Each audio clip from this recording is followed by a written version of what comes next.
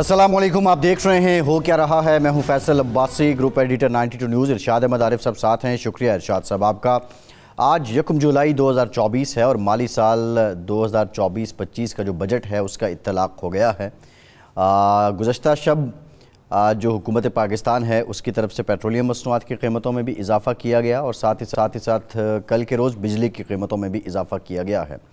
ये जो माली साल 2024 और 25 का बजट है, इस बजट से मुतालिक वज़ीर-ए-आज़म पाकिस्तान शहबाज शरीफ साहब ने ये कहा है कि ये IMF की शराइत की रोशनी में बनाया गया है।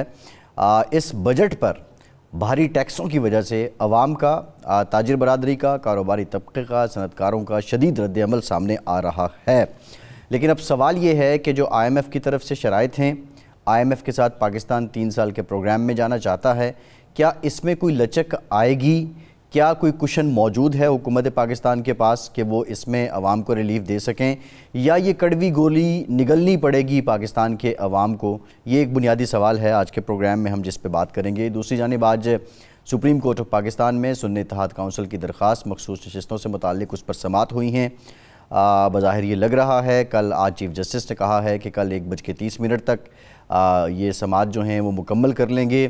अब देखना ये है कि इसका फ़ैसला कब आता है, लेकिन अभी ये जो समाअत हुई हैं, जितना रिपोर्ट हुआ है उसकी हद तक हम आपको बताएं कि ये बड़ी दिलचस्प सूरत हाल सामने आ रही है।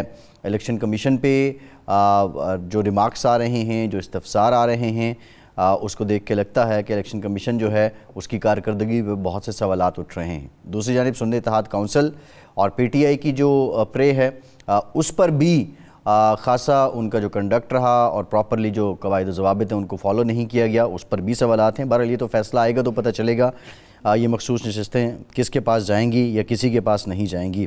MQ उमर पीपल्स पार्टी आमने सामने हैं खालिद मकबूल सिद्दीकी के भुट्टो साहब से मुतालिक स्टेटमेंट के बाद। PTI के अंदरूनी इख्तलाफात भी शिद्दत इख्तियार कर चुके हैं और मौलाना के शिकवों के बाद अब PTI ने एक कमेटी बनाई है मुज़ाकरात के लिए। ये बेल मंडे चढ़ेगी या नहीं, तमाम मामलात पे बात करेंगे। इरशाद साहब, सबसे पहले जो मामला है ये मखसूस नशिस्तों का, आपको लग रहा है कि कल ये समाअत मुकम्मल हो जाएंगी और अगले दिन में फ़ैसला आ जाएगा, या अभी मज़ीद इसमें कोई उज़र सामने आएंगे, समाअत तूल पकड़ेगी और ये टाइम टेकिंग होगा? देखिए, अगर तो चीफ जस्टिस साहब फैसला कर चुके हैं कि जिसको समाअत को कल हर सूरत मुकम्मल करना है, तो फिर तो कल मुकम्मल हो जाएगी और शायद फ़ैसला भी कल ही मुख्तसर फ़ैसला सुना दिया जाए या मुमकिन है कि महफूज कर लिया जाए। लेकिन इस समाअत में ऐसे टर्निंग पॉइंट आए हैं कि दिलचस्पी बढ़ गई है लोगों की। ट्विस्ट बहुत है। अब ये सिर्फ मखसूस नशिस्तों का केस नहीं रहा, इसमें इलेक्शन कमीशन की कारकर्दगी भी सामने आ गई है। 8 फरवरी के इंतखाबात पर जो अवामी सतह पर इख्तलाफ तनाज़ा चल रहा था या एतराज़ात हो रहे थे, उनका भी जजेस की तरफ से ज़िक्र आ गया और कुछ चीज़ें ख़ुद इलेक्शन कमीशन के वकील ने ऐसी कहीं जैसे लगा कि ये सारा अमल ही शायद मशकूक था। इसमें सेनेट के जो इलेक्शन हुए थे जिसमें सादिक संजरानी साहब बने थे, वो भी आ गए मामला, और चीफ जस्टिस साहब ने या किसी जज साहब ने तो कहा 18 के इलेक्शन पे भी फिर दोबारा खोलना पड़ेगा। तो लगता ये है कि एक पिंडोरा बॉक्स खुला है। अब केस तो है मखसूस नशिस्तों की तकसीम का, और वो उसमें भी बड़े तजादात हैं कि 18 में फार्मूला कुछ और था, अब फार्मूला कुछ और है। और ये भी बात सामने आ गई कि जनाब जिन लोगों के पास पार्टी टिकट भी मौजूद थे, पार्टी नामजदगियाँ भी मौजूद थीं, उनको भी आज़ाद डिक्लेयर कर दिया गया, और किस कानून के तहत किया गया उसका भी कुछ पता नहीं चल रहा।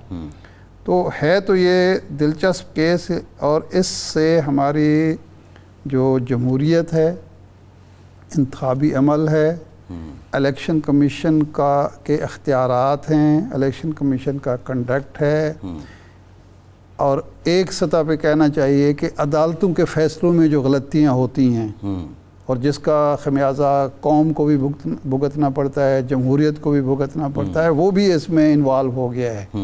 यानी शोर तो ये मचता रहा है कि जी अब मौजूदा सुप्रीम कोर्ट माजी की गलतियां सुधार रही है, لیکن پتہ چلا کہ موجودہ سپریم کورٹ خود ججز نے یہ ایڈمٹ کیا کہ جی موجودہ سپریم کورٹ بھی اسی طرح کی پہاڑ جیسی غلطیاں کر رہی ہے اور سدھارنے پر بھی فی الحال آمادہ نہیں ہے. اور اس میں پھر وہی ٹیکنیکل باتیں ہیں جو بھٹو کیس میں تھیں یا نواز شریف کیس میں تھیں یا کسی اور کیس میں تھی، انہی کا سہارا لیا جا رہا ہے.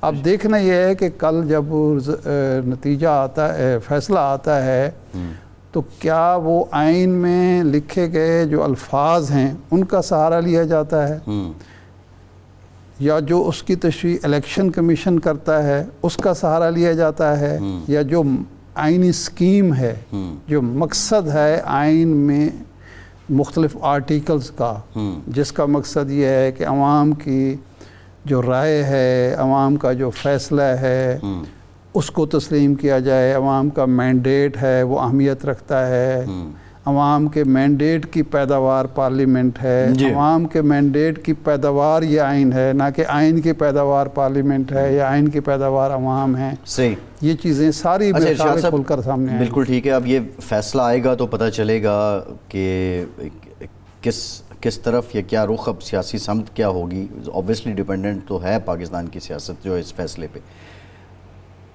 JUIF مولانا نے ایک سٹیٹمنٹ دی، یکسوئی نہیں ہے پی ٹی آئی کے پاس.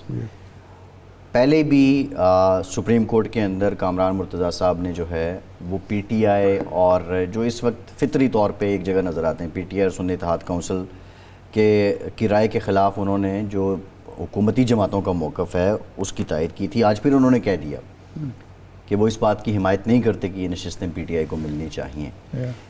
کیا یا ہم سے واپس لینی چاہیے.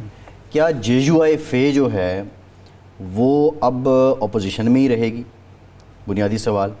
یا پی ٹی آئی کے ساتھ ہاتھ بڑھا کے جو وہ بارگین کرنا چاہتے تھے وہ کر چکے ہیں، انہیں کوئی اشارہ ہو گیا ہے، یا یہ سب فطری طور پہ ہو رہا ہے، انڈیجنس ہے کہ پی ٹی آئی نے سیریس نہیں لیا، مولانا نے اب جو اوور ویلمنگ رسپانس دیا تھا اب وہ کولڈ شولڈر دے رہے ہیں، یا اس کے پیچھے کچھ نہ کچھ ہے کہ اپنی نہیں میرا خیال ہے کہ مولانا ہارڈ بارگینر تو ہیں، اس میں کوئی شک نہیں، بارگین تو وہ بڑی ٹکا کے کرتے ہیں، لیکن مولانا کے پاس پی ٹی آئی کے ساتھ جانے کے علاوہ مجھے کوئی چوائس نظر نہیں آتی.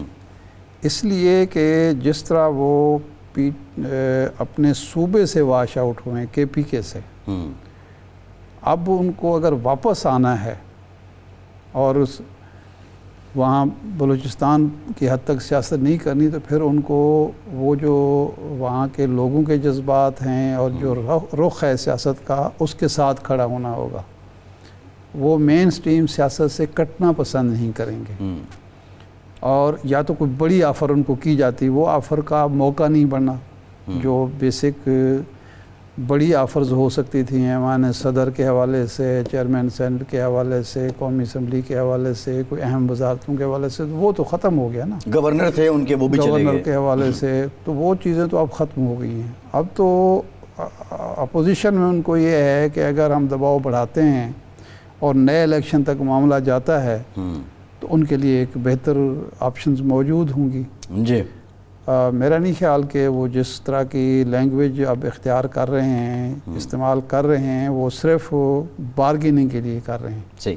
مولانا کو ڈیل کرنے میں جو پی ٹی آئی کے فلاز ہیں، اب ایون علی ظفر صاحب کی سٹیٹمنٹ میں دیکھ رہا تھا، وہ کہتے ہیں جی محمود اچکزئی صاحب کو تو مینڈیٹ دیا ہی نہیں ہے عمران خان نے کہ وہ بات کریں. میرا خیال ہے یہ تھوڑا سا ہمیں، جو محمود خان اچکزئی صاحب نے خود یہ کہا تھا، ان کو پی ٹی آئی کی طرف سے یہ مینڈیٹ نہیں ملا تھا کہ آپ ہمارے بھی بحاف مذاکرات کریں. جو بات میں نے اس وقت سنی تھی وہ یہ تھی کہ آپ مذاکرات کریں، آپ کوئی کامن گراؤنڈ پاتے ہیں ہمارے اور ان کے درمیان، جس ایشو پر کوئی مذاکرات بامقصد ہو سکتے ہیں تو ہم پھر تیار ہوں گے. جی لیکن مذاکرات آپ نے اپنے بحاف پہ کرنے ہیں، ہمارے بحاف پہ نہیں کرنا.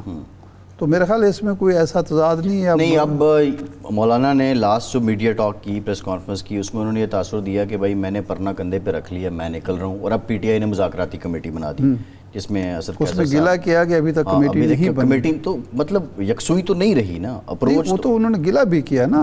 انہوں نے کہا کہ حکومت کچھ دینے کی پوزیشن میں نہیں ہے، اس سے تو اب مذاکرات کا فائدہ نہیں ہے. اچھا، جہاں تک پی ٹی آئی کا ہے اس کے جو معاملات ہیں وہ سنجیدہ نظر نہیں آتے. ان کے الفاظ اور یہ حقیقت بھی ہے کسی حد کہ سنجیدہ نہ ہونے کی ایک انہوں نے مثال یہ دی کہ دیکھیں انہوں نے ابھی تک کمیٹی نہیں بنائی. لیکن میرا خیال ہے مولانا فضل الرحمان صاحب اور ان کے معاملات سے جو مخصوص نشستوں سے بڑا ایشو اس وقت ہے بجٹ کا. بجٹ تو obviously دیکھیں بجٹ معاشرے کے حوالے سے، عوام کے حوالے سے دیکھا جائے تو یہ تباہ کن بجٹ ہے. کاروبار کو تباہ کر دے گا، زراعت کو تباہ کر دے گا، عام آدمی کی بالکل کمر توڑ دے گا کہ اس میں کوئی سینس ہی نہیں ہے، کوئی لاجک ہی نہیں ہے. جس انداز میں یہ ٹیکس لگائے گئے ہیں 30%، 35%، 25%، 19%، اس سے کم کا تو ٹیکس ہی کوئی نہیں ہے جی. اور اس میں کوئی لاجک بھی نہیں ہے. اچھا، اس کے تضاد ہے، بہت بڑا تضاد ہے کہ یہ ٹیکس کون دے گا؟ جو پہلے دے رہے ہیں. اس کی نہ بنیاد وسیع کی گئی ہے. 31 لاکھ کا ان کا تھا کہ ریٹیلر ہیں جی، 42,000 رجسٹرڈ ہوئے ہیں. 42,000 رجسٹر ہوئے ہیں. اچھا، جو رجسٹر ہو گئے ان پر تو لگ گیا، باقیوں کے کیا کریں گے جی؟ دیکھیں نا، یا تو یہ ہونا کہ سب کے لیے پھر ایک ہو 31 لاکھ، اگر یہ 7 لاکھ کا جو آخر میں تھا وہ کوئی بات بنتی تھی. اپنے اوپر جو بیوروکریسی ہے، جو حکومتی تام جھام ہے، اس پر کوئی نہیں ہوگا. جی. ایم این ایز کو، ایم پیز کو اور سینٹ کے ارکان کو مراعات دے دی. انٹرنیشنل ٹکٹ مل رہے ہیں، فری تنخواہوں میں اضافہ ہو رہا ہے، جو کرایہ ہے اس کو بڑھایا 10 روپے سے 25 روپے کلو میٹر. یعنی جو کفایت شعاری کے اقدامات کوئی بھی نہیں ہوئے، وہ کچھ بھی نہیں ہوا. اطلاعات نے کہا ہے جتنے خرچے کم کر سکتے تھے کر دیے ہیں. اچھا، کون سے اس میں شعبے میں کیا ہے؟ یہ اطاعت آرڈر صاحب نے ویسے کہا نہیں، وہ بتاتے ہیں نا، تفصیل بتاتے کہ یہ ہم نے کام کیا ہے. کیا تو کچھ بھی نہیں ہے. اچھا، اس حالت میں جب وزیر اعظم صاحب کہتے ہیں زہر کھانے کو پیسے نہیں ہیں، 500 ارب روپیہ آپ لگا دیتے ہیں جو ایم این ایز کو آپ اور ایم پی ایز میں تقسیم کریں گے. وہ کہتے ہیں جی اتنا نہیں ہے، کم ہے، چلو جی 400 مان لیتے ہیں. تردید کی ہے ویسے نا، انہوں نے کہا اتنی رقم نہیں ہے، لیکن وہ تو ہے. وہ شاہد خاقان صاحب نے جو پریس کانفرنس کی ہے اس کا رد عمل دیا ہے. میرا مطلب ہے کہ انہوں نے یہ تو نہیں کہا کہ نہیں ہے، آپ کیوں بڑھا رہے ہیں جی، کیوں دے رہے ہیں. ٹھیک. اچھا، ارشاد صاحب، سال 2 سال کے لیے، 3 سال کے لیے اگر آپ یہ کام روک لیں گے تو اس کا عام آدمی بھی سمجھے گا کہ ہم نے بھی پیٹ پہ پتھر باندھا ہے، انہوں نے بھی باندھا ہے. صحیح ہے. حکم تو یہ ہے کہ اگر عام آدمی ایک پتھر باندھے تو حکمرانوں کو 2 باندھنے چاہیے. جی جی. لیکن کم از کم ایک تو باندھیں. لگتا یہ ہے کہ انہوں نے 2 کے 2 پتھر عوام کے پیٹ پر باندھ دیے ہیں، اور اس سے جو وصولی ہوگی وہ خرچ ہوگی MNAs, MPAs کے ترقیاتی فنڈ کی صورت میں، جو اس بیوروکریسی کی مراعات کی شکل میں، ان کی تنخواہوں میں، عیش و عشرت میں، حکمرانوں کے لوٹ مار میں، بیرون ملک بینک بیلنس بڑھ جائیں گے، جائیدادیں خریدی جائیں گی، اور عام آدمی بیچارہ پستہ رہے گا. ارشاد صاحب ایک بریک لیتے ہیں، بریک کے بعد بجٹ پہ مزید بات بھی کریں گے، اور یہ جو دیگر معاملات ہیں ملک میں اس وقت سیاسی اور آئینی، اس پر بات کریں گے. ایک بریک کے بعد ہمارے ساتھ رہیے.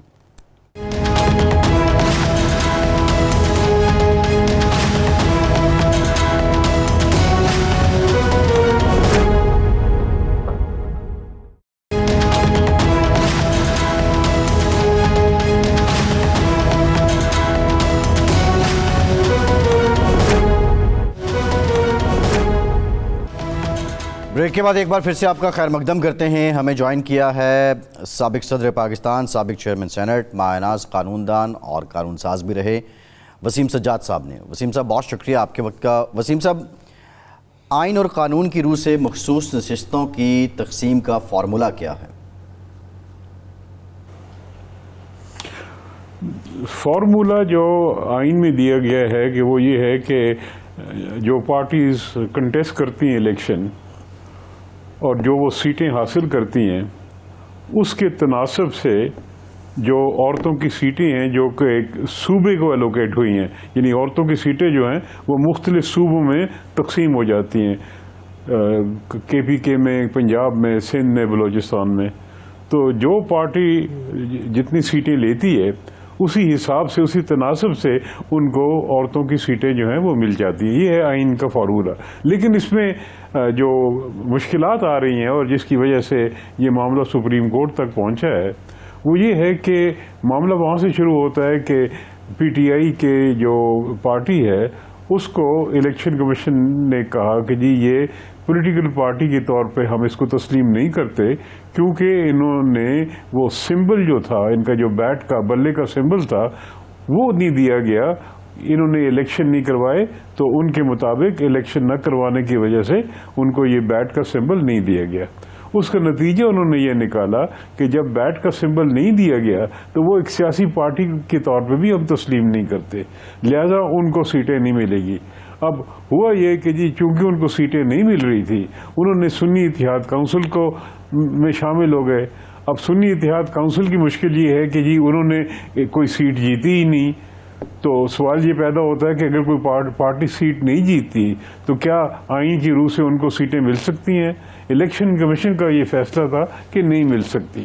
بہرحال اب معاملہ سپریم کورٹ میں ہے، اور وہ سپریم کورٹ میں نہ صرف یہ معاملہ اٹھایا جا رہا ہے بلکہ ججز یہ بھی سوالات کر رہے ہیں کہ جو پہلا فیصلہ تھا جس کی روح سے الیکشن کمیشن نے PTI کو تسلیم نہیں کیا بطور سیاسی پارٹی کے، کیا وہ درست تھا؟ کیونکہ وہ ان کا کہنا ہے جی کہ سپریم کورٹ نے تو یہ کہا تھا کہ چونکہ انہوں نے الیکشن نہیں کرائے ان کو بلے کا سمبل نہیں دیا جا سکتا. لیکن کیا اس سے یہ نتیجہ نکلتا ہے کہ بلے کا سمبل نہ دو تو وہ پارٹی نہیں رہتی؟ تو یہ سوالات ہیں جو بہت اہم سوالات ہیں، اور پہلی دفعہ اس شکل میں سپریم کورٹ کے سامنے آ رہے ہیں جس سے میرا خیال میں فیصلہ ہوگا. تو آئندہ کے لیے بھی یہ ایک مثال بن جائے گی، اور آئندہ جب بھی اس قسم کے معاملہ آیا تو آسانی ہو جائے گی اس کا جواب ڈھونڈنے میں. اچھا وسیم سوزا صاحب، یہ جو ایک یہاں اناملی پیدا ہوئی وہ یہ ہوئی کہ ایک پارٹی نے مثال کے طور پر 3 سیٹیں جیتی ہیں اور 3 کے تناسب سے اس کو مخصوص سیٹ ملنی ہے خواتین کی، لیکن اس کو سیٹیں 5 الاٹ کر دی گئی ہیں یا 4 الاٹ کر دی گئی ہیں. تو کیا آئین کی سکیم کے مطابق، قانون کے مطابق یا لاجک کے مطابق جس شخص کو، جس پارٹی کو عوام کی طرف سے ڈائریکٹ مینڈیٹ 3 سیٹوں کا ملا ہے، متناسب نمائندگی کے اصول کے تحت 3 کے تناسب سے اس کو ملنی چاہیے، اس کو 5 دے دی گئیں؟ تو کیا یہ عقل مانتی ہے، قانون مانتا ہے، آئین کی سکیم کا مقصد یہ ہو سکتا ہے؟ دیکھیں جی، قانون تو یہی کہتا ہے کہ تناسب سے ملیں گی. اب یہی سوال یہ آ رہے ہیں سپریم کورٹ کے سامنے، اگر کسی کا حق بنتا ہے آئین کے مطابق 3 کا، اس کو 5 دے دی گئی ہیں تو یقیناً وہ غلط ہوگا. اور اگر وہ کوئی ہائی کورٹ میں جائے اور اس معاملے کو چیلنج کرے کہ جی ان کا حق تو 3 کا بنتا ہے، 5 ان کو کیوں دے دی گئی ہیں، تو یقیناً ان کے حق میں فیصلہ ہوگا. تو بہرحال اب یہ معاملہ جو ہے وہ سپریم کورٹ کے سامنے آیا ہوا ہے. تو اصول تو یہی ہے کہ جو تناسب بنتا ہے، جس پارٹی نے جتنی سیٹیں جیتی ہیں اس حساب سے ان کو سیٹیں دی جائے. اب یہ جو مشکلات ہمارے سامنے آ رہی ہیں وہ یہ ہیں کہ PTI نے الیکشن لڑا لیکن سمبل پہ نہیں لڑا.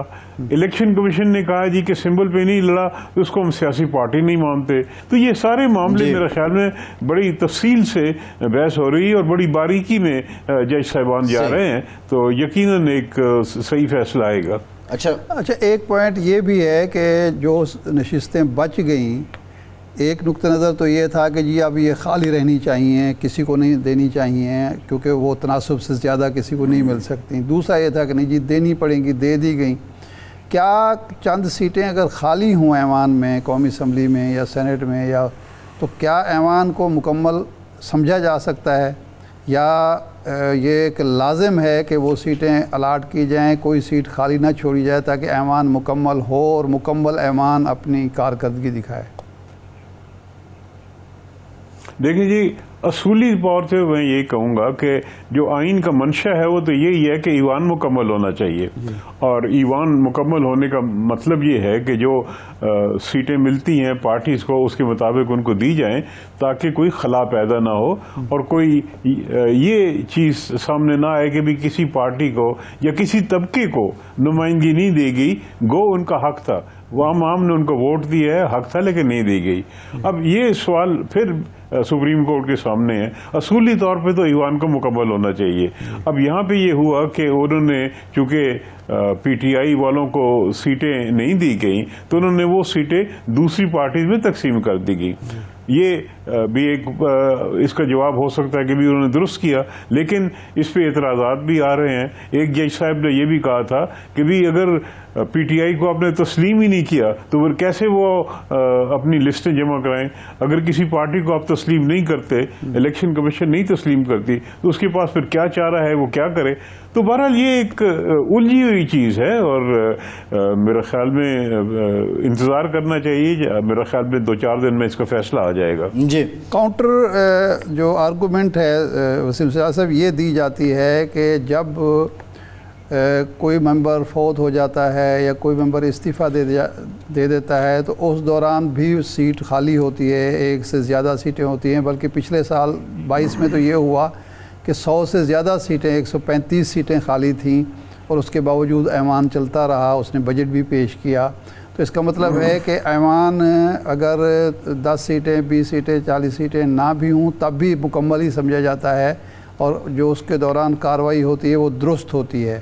تو اس آرگومنٹ کو آپ کیسے دیکھتے ہیں؟ جی، یہ آئین میں لکھا ہوا ہے کہ اگر کوئی سیٹ خالی ہوتی ہے یا 2 ہوتی ہیں یا زیادہ ہوتی ہیں تو ایوان جو ہے وہ چلتا رہے گا، ایوان کے کام میں کوئی خلل، کوئی رکاوٹ نہیں آئے گی۔ لیکن یہ جو اصول ہے اس میں جو اسمپشن ہے وہ یہ ہے کہ ایوان شروع میں مکمل کیا گیا تھا، یعنی یہ نہیں کہ ایوان شروع سے ہی اس کی سیٹیں کم ہیں۔ اب یہ جو مثال آپ دے رہے ہیں، یہاں پہ ایوان مکمل تھا، لوگوں نے کچھ لوگ ریزائن کر دیا اور اس میں سیٹیں جو ہیں خالی ہو گئیں، لیکن شروع سے ہی اگر مکمل نہیں ہے، اور یہی سوال ہے کیا جب ابتدا ہوتی ہے ایوان کی تو وہاں پہ سیٹیں خالی رہ سکتی ہیں کہ نہیں؟ بادی نظر میں تو میں یہ کہوں گا کہ نہیں ہونا چاہیے، ایوان کو مکمل ہونا چاہیے، ساری سیٹیں پوری ہونے چاہیے۔ وہ کیسے ہوں گی؟ اب یہاں پہ کیا وہ سیٹیں پی ٹی آئی کو ملیں گی؟ کیا وہ سیٹیں سنی اتحاد کو ملیں گی؟ کیا وہ سیٹیں دیگر پارٹیز میں تقسیم ہو جائیں گی جیسے کہ ہوا ہے؟ تو یہی سوالات ہیں بڑے، جیسا میں نے عرض کیا، الجھے ہوئے بڑے باریک قسم کے، سنجیدہ قسم کے سوالات ہیں جو پہلی دفعہ سپریم کورٹ کے سامنے آئے ہیں، اور سپریم کورٹ اس کا حل تلاش کرنے کی کوشش کر رہا ہے۔ صحیح ہے۔ اچھا وسیم صاحب، ابھی حال ہی میں ایم کیو ایم اور پیپلز پارٹی کے بیچ ایک تنازع چل نکلا، خالد مقبول صدیقی صاحب کے کوٹا سسٹم سے متعلق، بھٹو صاحب سے متعلق ریمارکس سامنے آئے، لیکن ایک بہت بڑی وجوہ سیاست ہے سندھ میں کوٹا سسٹم اور رورل اور اربن سندھ کے بیچ جو ایک تقسیم کی بات ہوتی ہے کوٹے پہ، یہ بدلا کیوں نہ جا سکا اس کو؟ اور جب یہ تناسب بنایا گیا تو اس وقت کے حالات میں اور آج کے حالات میں کیا فرق ہے؟ بات یہ ہے جی کہ جس وقت پاکستان بنا تھا تو اس وقت مشرقی پاکستان بھی تھا، پھر ہمارے صوبے تھے، اور صوبوں کے جو مواقع ہوتے ہیں تعلیم کے، یا آپ کہہ لیں کہ اکنامک ڈیولپمنٹ کی جو سطح ہوتی ہے، وہ تو تمام صوبوں میں یکسانیت نہیں تھی۔ کچھ صوبے ایسے تھے، مثلاً پنجاب ہے، یہاں پہ بڑے اچھے اعلیٰ ادارے ہیں، یہاں پہ اکنامک ایکٹیویٹی زیادہ ہے، روزگار زیادہ ہے بنسبت دوسروں، مثلا بلوچستان یا کے پی کے جہاں پہ نسبتاً، اس وقت کی میں بات کر رہا ہوں، نسبتاً اتنے اچھے تعلیمی ادارے نہیں تھے جتنے کہ پنجاب یا میں بھی کراچی میں تھے۔ تو یہ سوچتے ہوئے کہ یہ نہ ہو کہ پاکستان میں تمام جو ملازمتیں ہیں، سرکاری ملازمتیں ہیں یا پبلک سیکٹر کمپنیز میں ملازمتیں ہیں، وہ ایک ہی صوبے کو مل جائیں یا 2 صوبوں کو مل جائیں، اور باقی جو صوبے ہیں ان کو ایک احساس محرومی ہو کہ ہمارا تو کوئی شرکت ہی نہیں ہے پاکستان کے نظام میں۔ تو یہ ایک بڑی سیاسی طور پہ ایک بڑی خطرناک صورتحال ہوتی ہے. تو لہٰذا یہ کوٹا سسٹم رکھا گیا, اور میرا خیال میں انڈیا میں بھی شاید لوور کلاسز کے لیے کوٹا سسٹم ہے. تو کوٹا سسٹم کا مطلب یہ ہے کہ بھی میرٹ کے علاوہ ہر صوبے کو ایک تناسب سے سیٹیں دی جائیں گی, اور یہ خصوصاً جو کمپیٹیٹیو ایگزامینیشنز ہوتے ہیں, یہ ڈی ایم جی وغیرہ دوسری جو سرکاری ملازمتیں ہوتی ہیں, تو ان میں کوٹا کے حساب سے سیٹیں دی جاتی ہے. اگر وہ میرٹ میں اوپر نہیں بھی آیا لیکن ان کا کوٹا بنتا ہے تو ان کو وہ ملازمتیں دی جائیں گی. لیکن آئین میں ایک مدت مقرر تھی, شروع میں غالباً وہ 20 سال تھی, کہ جی یہ کوٹا سسٹم اتنے عرصے تک رہے گا. مقصد یہ تھا کہ اس عرصے کے بعد حالات بہتر ہو جائیں گے, یکسانیت آ جائے گی, ڈیولپمنٹ جو ہے وہ ایسی طریقے سے ہوگی کہ سب صوبے برابری کی سطح پہ آ جائیں گے. تو لہذا انہوں نے شروع میں 20 سال رکھا, پھر اس کو ایک ترمیم کے ذریعے بڑھایا گیا, شاید 40 سال کر دیا گیا. تو اب میرا خیال ہے وہ آئینی شک جو ہے وہ موجود نہیں ہے. تو لہٰذا اب ایک سوال اٹھ سکتا ہے کہ جب آئین میں کوئی کوٹا سسٹم کی شک نہیں ہے تو کیا کوٹا سسٹم جائز ہے؟ میرے خیال میں یہ بھی معاملہ عدالت میں جائے گا کہ جی اب میرٹ پہ تمام نوکریوں کو دیا جانا چاہیے, کیونکہ کوٹا سسٹم کی جو شک ہے وہ ختم ہو چکی ہے. اچھا وسیم صاحب, یہ جو ہم کوٹا سسٹم کی بات کر رہے ہیں یہ سندھ کے حوالے سے ہے, کیونکہ سندھ میں جو 1971 میں ترمیم ہوئی بھٹو صاحب نے 72 میں, اور وہاں کوٹا سسٹم دیہی اور شہری کا کیا, اس سے کباتیں پیدا ہوئیں, وہاں فسادات ہوئے. آج تک جو وہاں شہری اور دیہی کی تقسیم ہے, لسانی تقسیم ہے, وہ اس حوالے سے ہم بات کر رہے ہیں کہ یہ 10 سال کے لیے تھا, لیکن اب 50 سال ہو گئے ہیں, وہ عمل ختم ہی نہیں ہو رہا, 52 سال بلکہ ہو گئے ہیں. تو آپ سمجھتے ہیں کہ اب اس کو ختم ہو جانا چاہیے یا چلتے رہنا چاہیے؟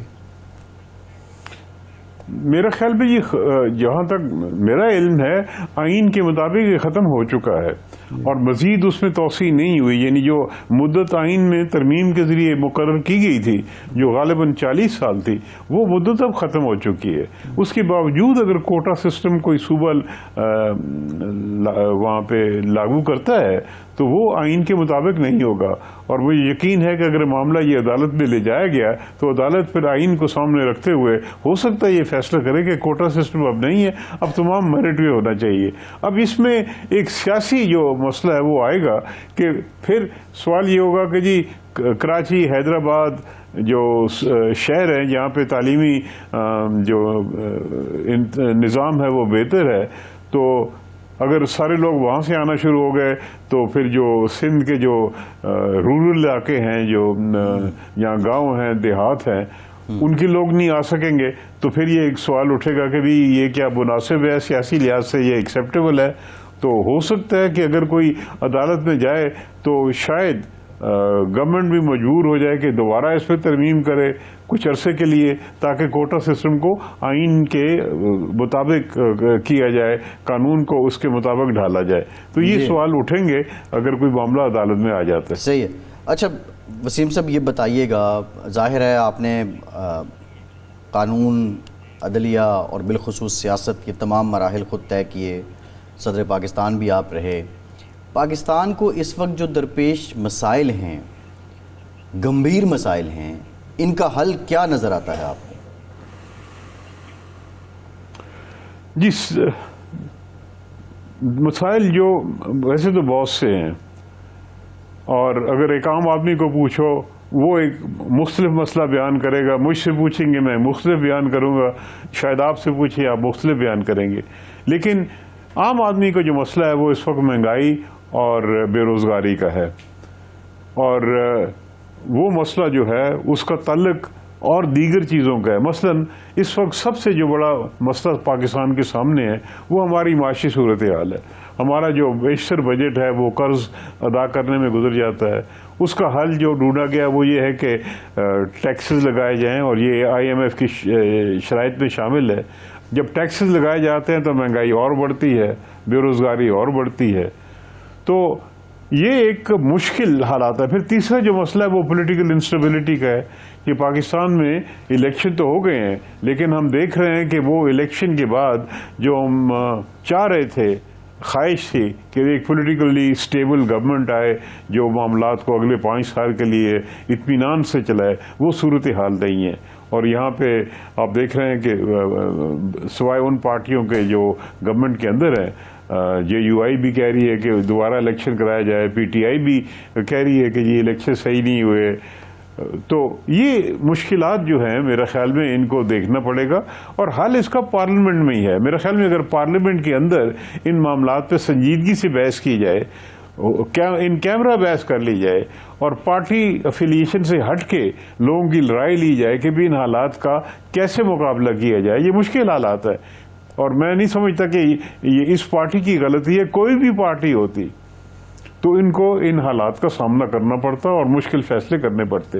لہذا میں سمجھتا ہوں کہ ان سب کا حل پارلیمنٹ کے اندر ہے، چاہے اس کو ان کیمرہ پہ اجلاس بلا کے بات کر لیں، ان کو کہیں جی بھی کھل کے بات کریں اور بتائیں کہ اس کا کیا حل ہے۔ اگر وہ کہتے ہیں جی کہ دوبارہ الیکشن ہونا چاہیے، وہ بھی ایک حل ہو سکتا ہے، لیکن کیا اس کے بعد پولیٹیکل اسٹیبلٹی آ جائے گی؟ کیا اس کے بعد ہماری معاشی حالات بہتر ہو جائیں گے؟ یہ تو میں نہیں سمجھتا کہ فوری طور پہ اس کا کوئی علاج ہوئے گا۔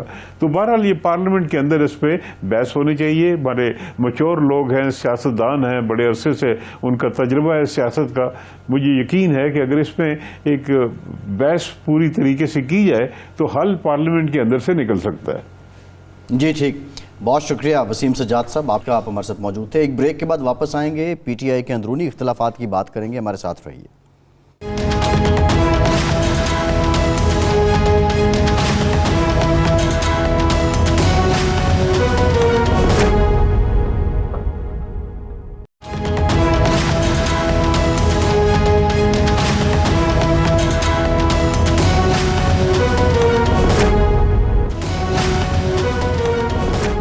بریک کے بعد ایک بار پھر سے آپ کا خیر مقدم کرتے ہیں۔ ارشاد صاحب، فواد چوہی صاحب، علی زیدی صاحب، عمران اسماعیل صاحب منظر عام پہ آنا شروع ہو گئے ہیں اور وہ رسپونڈ کر رہے ہیں، اور وہ رؤوف حسن صاحب پہ کبھی کوئی الزام لگا رہا ہے کہ 7.5 لاکھ روپے لیتے ہیں ترجمانی کا، یہ تو لیڈر ہیں ہی نہیں۔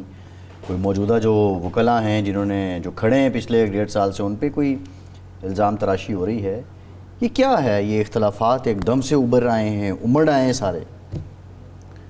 دیکھیں، بات یہ ہے کہ یہ پارٹی 9 مئی کے بعد 3 حصوں میں تقسیم ہو گئی ہے۔ ایک وہ لوگ ہیں جو اس میں کھڑے رہے، انہوں نے استقامت کا مظاہرہ کیا، تکلیفیں برداشت کی، وہ ڈٹے رہے، غلط صحیح ان کا موقف یہی تھا کہ عمران خان ہی ٹھیک ہے، باقی سب غلط ہے، عمران ساڈا شیر ہے، باقی ہیر پھیر ہے۔ ایک وہ لوگ تھے جو مشکلات سہ نہیں پائے، پارٹی چھوڑ گئے، دوسری پارٹیوں میں چلے گئے، وہاں دال نہیں گلی، عوام نے قبول نہیں کیا، پارٹی گل گئی، اور عوام کا موڈ جو تھا بالکل اس کے برعکس تھا۔ اب ان کو سمجھ آئی کہ بھئی یہ تو سیاست کا خاتمہ ہے۔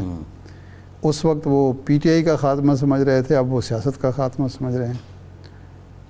اور تیسرے ہیں جو خلا پیدا ہوا، اس میں وہ انٹر ہوئے، بڑی تعداد وکلاء کی ہے، بڑی تعداد اس میں وکلاء کی ہے، باقی بھی ہیں جن کا کہنا چاہیے پنجابی کہ دا لگ گیا جنا دا لگ گیا، کہ انہیں بیٹھے بٹھائے اچھا ان کی ہمت ہے۔ ویسے اس وقت ایسی صورتحال میں جب حماد اظہر چھپتے پھر رہے ہوں، اسلم اقبال چھپتے پھر رہے ہوں، شبلی فراز چھپے ہوئے ہوں، اور بہت سارے لوگ ہیں، اور عمر ایوب صاحب چھپے ہوئے ہوں، وہ باپ کے جنازے پر آتے ہیں تو گرفتار کرنے پہنچ جاتے ہیں ان کو، اور اچھے خاصے بڑے بڑے لیڈر دبنگ جو آنکھیں دکھاتے تھے اسٹیبلشمنٹ کو، وہ جناب یا معافی مانگ کے بیٹھے ہوں، گھروں میں بیٹھے ہوں، یا دوسری پارٹی میں چلیں گے۔ اس وقت پارٹی کو جوائن کرنا بہرحال ان کی ہمت ہے، انہوں نے فیصلہ کیا ہے کہ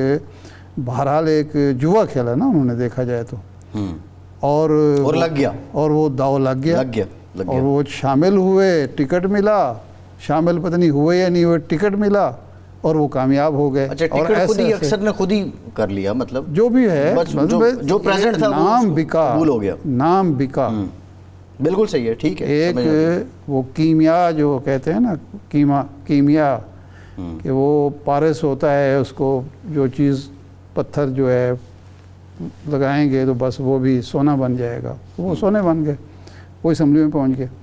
اب ایک تو کھینچا تانی ہے اندرونی نئے اور پرانے کی، یہ ہر پارٹی میں ہوتی ہے، بالکل ہوتی ہے۔ ہم نے پیپلز پارٹی میں دیکھا، ہم نے جب یوسف رضا گیلانی صاحب 88 میں پیپلز پارٹی میں شامل ہوئے تھے، انہوں نے وزارت چھوڑی تھی جنیجو صاحب کی اور جھنڈے والی گاڑی میں وہ پہنچ گئے تھے وہاں، تو بڑی وہ تھی کہ یہ تو ضیاء الحق کا ساتھی اور مجلس شورا کا ممبر اور جنیجو کا وزیر اور وہ جناب بن رہا ہے، بلکہ جنیجو کی حکومت ختم ہو چکی تھی، یہ نگران وزیر تھے جی، اسی حالت میں بھی شامل ہو گئے، بڑی مخالفت تھی۔ تو ایک تو یہ کھینچا تانی ہے، لیکن جو ارشاد صاحب سوال یہ جو آئی پی پی میں گئے جی اناؤنس کیا، اب یہ تین بڑے نام یہ تھے۔ میں وہی کہتا ہوں، یہ وہ لوگ ہیں جو بس مس کر بیٹھے، اب ان کو احساس ہو رہا ہے کہ یار طریقہ کیا ہے آنے کا۔ اب طریقہ دو ہیں، یا تو یہ ہے کہ جی ان پارٹی ان کی ضرورت محسوس کرے اور وہ ان کو بلا لے، وہ بظاہر نظر نہیں آ رہا۔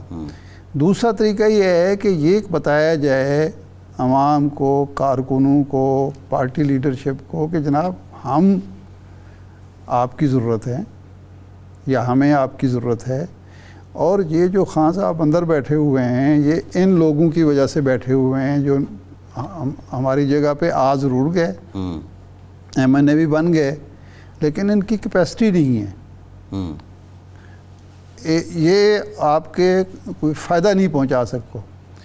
اب اس میں جو عضو ضعیف ہو گئے تھے، نزلہ بر عضو ضعیف، کہ ہمیشہ نزلہ جو گرتا ہے وہ عضو ضعیف پہ، عضو ضعیف حامد خان اور رؤف حسن ہیں جی، کیونکہ یہ اس طرح کے ایکٹیو پالیٹکس جو کانسٹیچوئنسی کی پالیٹکس کرنے والے نہیں ہیں، عوامی سیاست نہیں ہے، تو اب ان کا خیال یہ ہے کہ شاید پارٹی کے اندر بھی کچھ لوگ ہوں گے جو ان کو پسند نہیں کرتے ہوں گے یا ان کی پرفارمنس سے جو ایلیگیشن لگ رہے ہیں وہ بڑے سطحی ہیں ارشاد صاحب، اب 7 لاکھ روپے لے کے جی پارٹی کی ترجمانی کر رہے ہیں، بس جہاں تک یہ نوبت آ ان گئی کا ہے، مسائل ہیں، ان کے مسائل ہیں، یہ ہمارا مسئلہ نہیں ہے، نہیں پارٹی کا ظاہر ہے ان کا پی ٹی آئی مسئلہ ہے، ہے، لیکن قوم کیا کا، ہوتا عوام کا ہے، مسئلہ تو لیکن ہے۔ یہ شوکت یوسف زئی صاحب ہمارے ساتھ ہیں تو ہم یہ معاملات ان سے ڈسکس کرتے ہیں، ان کو بھی شکایات ہیں، ہاں انہوں نے کہ کہا نظر پرانے انداز ہو گئی دیرینہ اس کی ساتھی جو ہیں ان کو بھی کچھ شکایات ہیں، تو یہ فرمائیں شوکت زئی صاحب کہ اس وقت پارٹی اختلافات روز بروز بڑھ رہے ہیں اور میڈیا پہ چرچا ہی پارٹی اختلافات کا ہے۔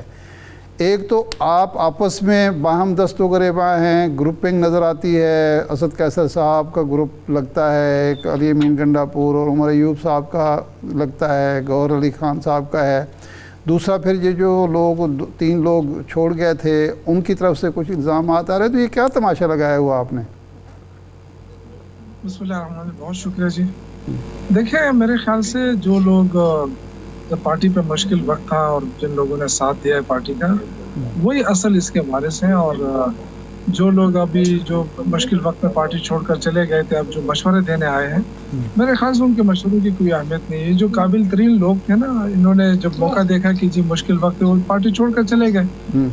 اب جو ہم جیسے نالائق لوگ رہ گئے تھے اور جو ہمیں سمجھ نہیں تھی تو ہم پارٹی کے ساتھ رہ گئے تھے، اب ہمیں چھوڑ دیا جائے، ہم نے کیا کرنا ہے کیا نہیں کرنا ہے، یہ جو قابل لوگ ہیں ہمیں بالکل مشورے نہ دیں۔ دیکھیے یہ ضرور ہو سکتا ہے کہ لیڈرشپ نہیں ہے، آپ کو پتہ ہے گور صاحب بیرسٹر ہیں، وکیل ہیں، ان کو پارٹی کی ذمہ داریاں دی گئی ہیں، سیاسی طور پہ ان کا تجربہ کم ہو سکتا ہے لیکن ان کی کمٹمنٹ پر کوئی شک نہیں ہو سکتا۔ اس طرح عمر ایوب صاحب ہے، علی امین گنڈاپور ہے، اسد قیصر ہے، کسی کی کمٹمنٹ پہ شک نہیں ہو سکتا۔ یہ جو چھوٹے موٹے اختلافات ہوتے ہیں، تھوڑا سا یہ کیونکہ ظاہر ہے لیڈر جیل میں ہے، اور میں اکثر یہ کہتا ہوں کہ گروپ تو خیر گروپ بندی تو میں نہیں کہہ سکتا، لیکن جو تحفظات کا اظہار ہو رہا ہے وہ اس لیے ہو رہا ہے کہ لیڈر جیل میں ہے، بہت سارے لوگ جیل میں نہیں مل سکتے، تو وہ اکثر اپنا کبھی کبھار اس طرح کا بڑاس نکال دیتے ہیں، لیکن اس سے ہرگز یہ مطلب نہ لیا جائے کہ خدا نہ خواستہ پارٹی جو ہے وہ ڈیسیجن نہیں لے سکتی یا پارٹی کے اندر بہت زیادہ کوئی مشکلات ہیں۔ پہلے تو ہے نہیں، اگر آپ یہ سمجھے کہ اگر سپوز گروپنگ بھی ہے نا، تب بھی میں آپ کو یقین دلاتا ہوں کہ کوئی فرق نہیں پڑتا ہے، تمام لیڈرشپ بھی اگر استعفیٰ دے کے گھر چلی جائے نا تب بھی تحریک انصاف۔ یوسف زئی صاحب یہ تحفظات آپ کے بھی تھے کہ جو ملنے نہیں دیا جاتا پارٹی لیڈر سے، بلکہ 9 مئی کو آپ کو ملاقات ہونی تھی آپ نے خود ہمارے پروگرام میں بتایا تھا، پتہ نہیں ہوئی یا نہیں ہوئی. یہ کیوں دیرینہ لوگوں کو، آپ جیسے لوگوں کو کون نہیں ملنے دیتا؟ دیکھیں اب یہ تو الگ بات پہ چلے جائیں گے نا، اب ذاتی مسئلہ آ جائے گا میرا. 9 مئی کو مجھے بلایا تھا، 9 مئی کو چونکہ ہمارے جلسہ آ گیا تھا، میں جلسے کو لیڈ کر رہا تھا شانگلہ میں، تو میں نہیں جا سکتا. لیکن اس کے بعد نمبر نہیں آیا، خیر آ جائے گا، کوئی ایشو نہیں ہے. میں اتنا زیادہ یہ نمبر لگاتا کون ہے یوسف زئی صاحب؟ نمبر لگاتا کون ہے؟ اب یہ مجھے نہیں پتا. یہ تو ظاہر ہے جو وکلا صاحبان جاتے ہیں، ہم تو انہیں کو نام دیتے ہیں اور وہی ہمیں بتاتے ہیں کہ جی آپ آ جائیں، نہ آئیں فی الحال نہ آئیں. تو لیکن یہ میں ضرور نہیں بیرسٹر غور صاحب شوکت بھائی یہ بتائیں، آپ کہتے ہیں کہ اختلافات نہیں ہیں، اتنا دل برداشتہ ہوتے ہیں. آفریدی صاحب وہ کہتے ہیں، ایوان میں کھڑے ہو کہتے ہیں میں تو خیر پارٹی چھوڑ جاؤں گا، استعفیٰ دے دوں گا ممبرشپ سے. شاندانہ گلزار صاحبہ فوراً بولتی ہیں کہ میں بھی ان کے ساتھ جاؤں گی.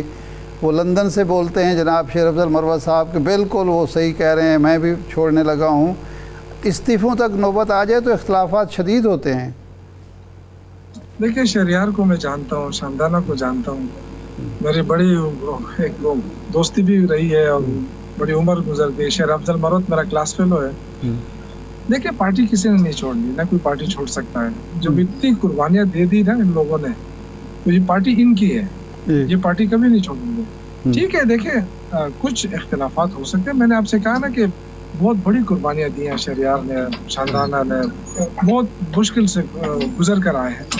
تو اگر ان کے لہجے میں تلخی ہے تو شاید ان کی وجہ یہی ہو سکتی ہے کہ ان کی قربانیاں بہت بڑی ہیں. تو لیکن میں نے آپ سے کہا نا کہ ہمارے بہت جیسے گوہر صاحب ہیں، گوہر سیاسی طور پہ یعنی وکیل بہت اچھے ہوں گے، لیکن سیاسی طور پہ ہو سکتا ہے ان کے پاس وہ تجربہ نہ ہو جو دوسرے سیاسی ہمارے پارٹی کے لوگوں کے پاس ہو، یا ان اتنی جانکاری نہ ہو پارٹی کے حوالے سے. لیکن آہستہ آہستہ یہ چیز ان کو اپریشیٹ کرنا پڑے گا کہ اس مشکل وقت میں انہوں نے جس انداز سے پارٹی کا ساتھ دیا، پارٹی کو لے کر آگے چلے، یہ میں سمجھتا ہوں کہ یہ بہت بڑی بات ہے. ٹھیک ہے میں نے جیسے کہا غلطیاں بھی ہوئی ہوں گی، بہت سارے لوگوں سے ہوئی ہوں گی، لیکن اس موقع پہ اس ایشو کو اس طرح لے گیا. مجھے تو فواد چودھری لوگوں پہ شک ہے کہ یہ جو اس طرح انٹری دے رہا ہے نا، انٹری دینے کا مقصد یہ ہے کہ یہ وہ جلدی پہ تیل کا کام کرنا چاہتے ہیں تاکہ یہ دیکھیں کہ جی دیکھو یہ تو بہت بڑی ہے. یہ کیسے نہیں یہ فواد چودھری کس کے اشارے پہ ہیں؟ آپ کیا کہہ رہے ہیں یوسف زئی صاحب؟ کون ہے جو فواد چودھری صاحب کو آپ کے مطابق دیکھیں نا وہ تو 6-7 مہینے جیل میں بھی رہے، ان کو گرفتار کیا گیا، ان پر اب بھی 45 مقدمات ہیں، الیکشن نہیں لڑنے دیا ہر روز الیکشن ان کو نہیں لڑنا دیا گیا. تو وہ کسی اشارے پہ کیوں کریں گے؟ نہیں دیکھیں اشاروں پہ کریں یا نہ کریں، لیکن اس وقت جو ان کی جو لہجہ انہوں نے استعمال کرنا شروع کیا نا پارٹی کے اندر ریف ڈالنے کے لیے، تو اس طرح نہیں ہو سکتا. اگر آپ نے پارٹی چھوڑی ہے، اگر آپ کہتے ہیں کہ جی میں نے عمران خان کی مرضی سے چھوڑی تھی اور مرضی سے آنا چاہتا ہوں، تو ہمیں کوئی اعتراض نہیں ہے. لیکن آپ کو یہ حق حاصل نہیں ہے کہ آپ آ کے یہ انگلی اٹھائیں کہ اس وقت جو لیڈرشپ ہے وہ صحیح فیصلے نہیں کر رہی. میرے خیال سے یہ اس طرح کی باتیں کرنا یہ بہت ہی عجیب ہے، کیونکہ آپ بڑے سمجھدار تھے، آپ کو بڑی اہمیت ملی ہوئی تھی، آپ کا ایک نام بن گیا تھا تحریک انصاف کے ساتھ، اور آپ مشکل وقت میں آپ چلے گئے. آپ نے ٹھیک ہے آپ کو الیکشن نہیں لڑنے دیا گیا، اس کی وجوہات اور بھی ہو سکتی ہیں، لیکن یہ ہے کہ آپ پارٹی کو چھوڑ کے چلے گئے تھے نا. آپ نہیں تھے تو ظاہر ہے لوگوں نے پارٹی سنبھالی. اگر فواد چودھری، اسماعیل صاحب اور یہ سارے اگر ہوتے، عمران اسماعیل ہوتا، علی زیدی ہوتا، تو پھر یہ نئے لوگ کو لیے تو موقع نہیں تھا نا. جی یہ لوگ سارے چلے گئے تو ظاہر ہے نئے لوگوں کو موقع ملا. شوکت صاحب ہمارے پروگرام میں فیاض الحسن چوہان صاحب نے یہ کہا، فواد چودھری صاحب پر الزام لگایا کہ وہ پارٹی چھوڑنے کے باوجود دوعملی کا شکار تھے، وہ سفیروں سے مل رہے تھے، عمران خان کی رہائی کی کمپین چلا رہے تھے سفارتی حلقوں میں، جس پر ان کو گرفتار کرنا پڑا اور گرفتار کیا گیا. تو ایک ایسا شخص جو آپ کا ایسٹ ہے، پارٹی چھوڑنے کے باوجود آپ کے بقول وہ تو کہتے ہیں میں نے تو نہیں چھوڑی، وہ عمران خان کی رہائی کے لیے سفارتی حلقوں میں سرگرم عمل ہے اور پھر گرفتار ہو کے 6 مہینے جیل کاٹ کے آتا ہے. وہ کیسے ہو سکتا ہے کہ وہ پارٹی میں اختلافات پیدا کر رہا ہو یا لیڈرشپ کے درمیان غلط فہمیاں پیدا کر رہا ہو؟ دیکھیں شاہ صاحب، مجھے ان کی نیت پہ میں شک نہیں کر رہا ہوں. وہ بالکل کل علی زیدی نے بھی کہا ہے کسی پروگرام میں کہ مجھے رونا آتا ہے اور میں मेरा दिल चाहता है कि मैं गले मिलकर रोऊं इमरान खान के साथ और उनके लिए भीख मांगूं। मैं ये कहना चाहता हूँ कि देखें, अगर आपने इमरान खान के लिए कुछ करना है और पार्टी के लिए कुछ करना है, तो आप ये तो ना करें ना कि आप कहें कि ये जो लीडरशिप है ये बिल्कुल बेकार है और ये नहीं संभाल सकती पार्टी को। इस तरह नहीं है। अभी तक देखें ना, अभी तक इमरान खान जेल में, साल तो पूरा होने लगा है ना, और इस अरसे में इन्हीं लोगों ने पार्टी चलाई है। तो ठीक है, जाहिर आप लोग नहीं थे, आप इतने सीनियर लोग थे, सारी हुकूमत आप चला रहे थे, इमरान खान को आप चला रहे थे, तो आप लोग जब चले गए तो जाहिर है फिर यही ना तजुर्बाकार लोगों को ही आना था ना आगे। तो अब इनको तजुर्बा हासिल हो रहा है ना आहिस्ता आहिस्ता, और वो कोई फैसला अभी तक गलत तो नहीं हुआ है, हर बात वो इमरान खान से पूछ कर रहे हैं। तो मैं ये कहने का मकसद मेरा ये है कि देखिए, इस वक्त जो है ना मायूसी नहीं फैलाने की जरूरत नहीं है। अवाम चार्ज है, ऑलरेडी इतनी बड़ी महंगाई है, जो हुकूमत ने बजट पेश किया, टैक्सों की भरमार की है, लोग उससे मायूस हैं, और आप उनको उनकी तवज्जो हटाने के लिए आप इस तरफ उनका रुख कर रहे हैं, तो मेरे ख्याल से ये ठीक नहीं है। पार्टी मुश्किल में जरूर थी, लेकिन अब इंशाअल्लाह ताला पार्टी आहिस्ता आहिस्ता उठ रही है, और जो भी इस तरह की बातें करेगा, मायूसी की बातें करेगा, वो अपने आप को सुधारे। वैसे ये बताएं कि रऊफ हसन साहब 7.5 लाख रुपए तनख्वाह ले रहे हैं? रऊफ हसन साहब तनख्वाह ले रहे हैं नहीं ले रहे हैं, मुझे उसके बारे में इल्म नहीं है, क्योंकि अब पार्टी के सेक्रेटरी इत्तलाआत हैं, तर्जुमान है, और इमरान खान ने उनको बनाया है। तो मेरे ख्याल से किसी और को क्या, अगर वो तनख्वाह दे रहे हैं नहीं दे रहे हैं, ये तो उनका मसला हो सकता है ना। ये किसी का क्यों मसला बन रहा है कि जी वो तनख्वाह ले रहे हैं तो इसलिए वो, ये अगर उनकी इजाफी काबिलियत होगी कि आप उनको तनख्वाह भी दे रहे हैं कि जी आज तर्जुमानी करने, तो ये तो नहीं, उनका कहने का मकसद ये है कि तनख्वाह ले रहे हैं चूँकि अब ये चाहते नहीं है कि मेरे जैसे या इस तरह के लोग पॉलिटिकल लीडर्स आए, पॉलिटिकल लीडर आएंगे तो उनकी तनख्वाह मारी जाएगी। देखिए, उन जैसे लीडरों को तो मेरे ख्याल से हमारा एक आम वर्कर भी नहीं चाहेगा कि वो आ जाए। देखिए, पार्टी पे कभी कभी मुश्किल वक्त आता है। नहीं, आप यूसुफ जी साहब क्या पार्टी में ये सोच मौजूद है कि फवाद चौधरी पार्टी में वापस ना आए? बिल्कुल मौजूद है, और सिर्फ पार्टी के अंदर नहीं, आम वर्कर के अंदर भी है। आप देखें ना जरा, जिस वक्त उनका ट्वीट आता है, मेरे तो दोस्त है, मैं वो नहीं करता, लेकिन आप अगर फवाद चौधरी का कोई ट्वीट हो वो आप देख लें, उसके नीचे आप कमेंट्स पढ़ लिया करें ना, आपको अंदाजा हो जाएगा कि वर्कर उनके बारे में क्या सोचते हैं। तो मेरे ख्याल से हर एक को अपने अपने उस पे रहना है। आपके वर्कर्स के कमेंट्स पढ़ना आसान काम नहीं है यूसुफ जी साहब, उनके कमेंट्स पढ़ने से बड़ा हौसला चाहिए, बड़ा हौसला चाहिए। अगर इन्होंने पार्टी के लिए कुछ करना है हम वेलकम करेंगे, लेकिन वो with the approval of Imran Khan, Imran Khan के अप्रूवल के बाद, क्योंकि हमें तो नहीं पता। वो कहते हैं जी इमरान खान ने मुझे कहा था कि पार्टी छोड़ दो।